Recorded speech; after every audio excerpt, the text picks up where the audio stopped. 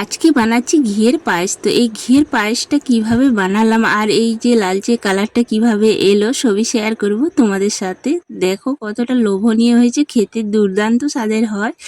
তোমরা একবার বাড়িতে এইভাবে ঘিয়ের পায়েস তৈরি করে খাবে আর আমাকে কমেন্ট করে জানাবে কেমন হয়েছে। আর যদি ভালো লেগে থাকে ভিডিওটি অবশ্যই একটা লাইক করো, কমেন্ট করো আর সাবস্ক্রাইব করো। নতুন বন্ধুরা অবশ্যই সাবস্ক্রাইব করে পাশে থাকো।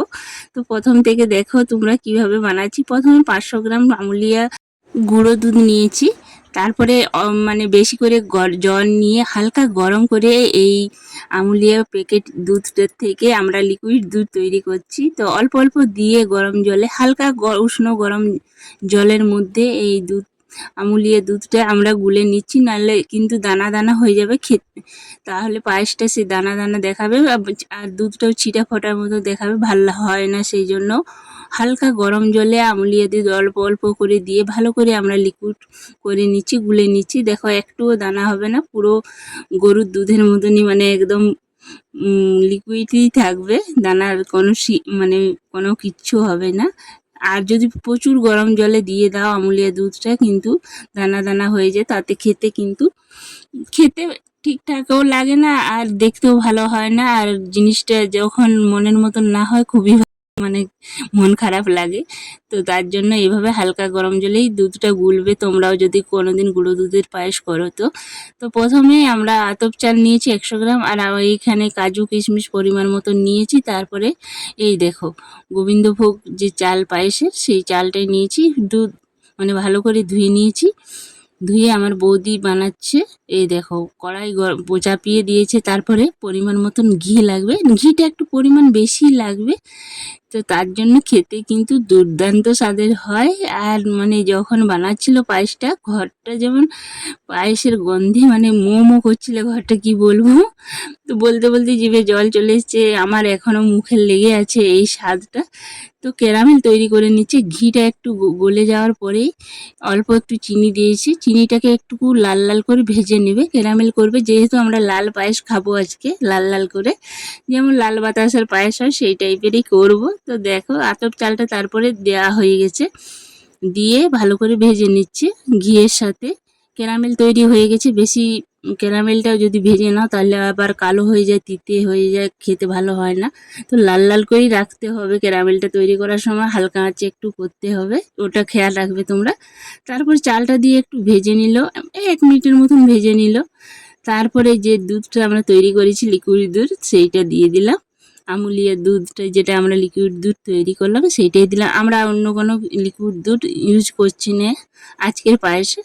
তারপরে কি করলো বলো তো, বাটির ধোয়া জলটাও একটু দিয়ে দিল, অনেকটা দুধ লেগে আছে সেই জন্য বাটি ধোয়া জলটা দিয়ে আমরা মিনিট 15-20 মতন এখন ভালো করে ফুটিয়ে নেব। তো তোমরা দেখো, আর পায়েস করতে গেলে কিন্তু কাছে থাকতেই হবে, নাহলে পায়েস কিন্তু লেগে যায়। 1-2 মিনিট ছাড়া ছাড়াই মানে নাড়তে হবে। তারপরে কাজু কিশমিশগুলোকে ভালো করে মানে কাজু কিশমিশগুলোকে ভালো করে ছুলে দুটো করে ভাগ করে ধুয়ে নিয়েছি। ধুয়ে আমার বৌদি এই দেখো গল্প করতে করতে আমরা পায়েস তৈরি করছি। তো ওইটা ধুয়ে রেডি করে নিয়েছি যাতে মানে আর পরে কিছু করতে যেন না হয়, সেই জন্য।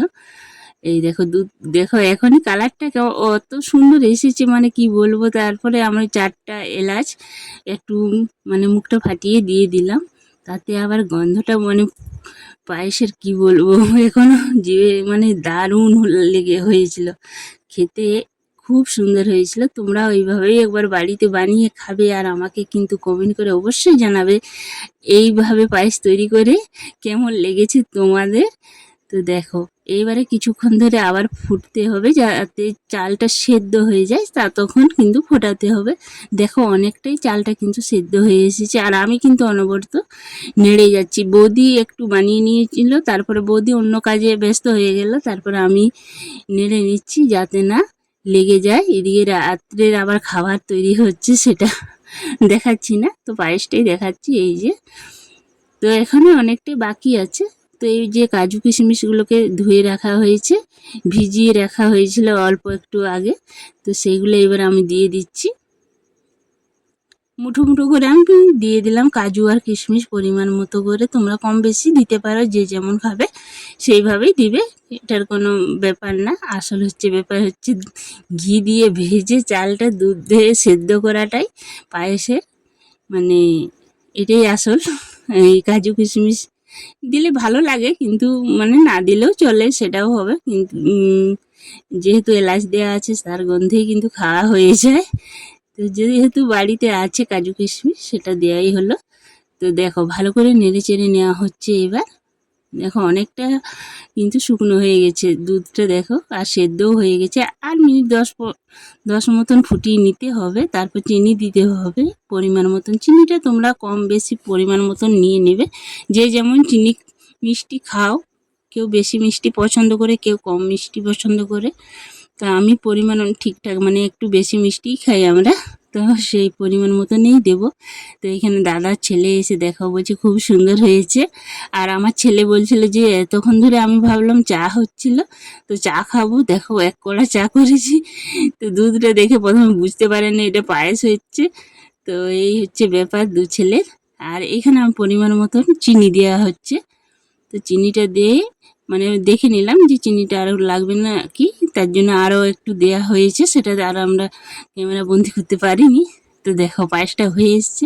আর মিনিট 5 আমি ফুটিয়ে নেবো ভালো করে, তারপর তোমাদের সাথে শেয়ার করব। তো দেখো পায়েসটা হয়ে এসছে, আমি এখন নিভিয়ে দিচ্ছি। নেভাবার পরে দেখো কতটা সুন্দর হয়েছে। এখনও কিন্তু পুরোপুরি ঠান্ডা হয়নি, আর একটু ঠান্ডা হলে কিন্তু বসে যাবে। তো আমার ছেলেকে দিচ্ছি, আমার বড় ছেলেকে খেতে দিচ্ছি। তো এখন একটু যেহেতু গরম আছে, তার জন্য এখনও মানে সেই শুকনো শুকনোটা হয়ে আসেনি। তো আরও মিনিট 20-30 মতন থাকলে ঠিকঠাক হয়ে যাবে। তো ওকে এক বাটি দিই, তারপর ঠান্ডা হলে আবার খাবে। তো আমার ছেলের খাওয়া হতে হতে ভিডিওটা এই পর্যন্তই শেষ করলাম। দেখা হবে আবার নতুন একটা ভিডিওতে। সবাই ভালো থেকো, সুস্থ থেকো, আর আমার ভিডিও দেখতে থাকো।